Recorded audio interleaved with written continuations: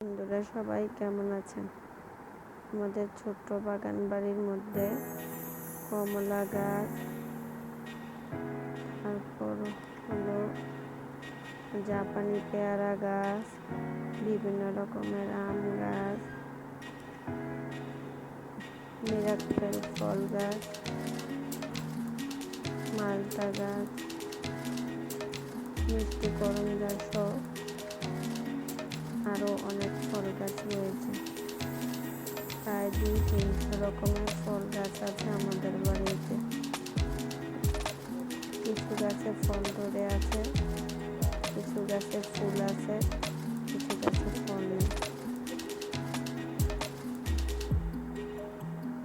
আমাদের বাড়িটা ফল গাছের জন্য অন্যরকম সুন্দর দেখা যায়। যেদিকে তাকাবেন ফল গাছ আর ফল গাছ।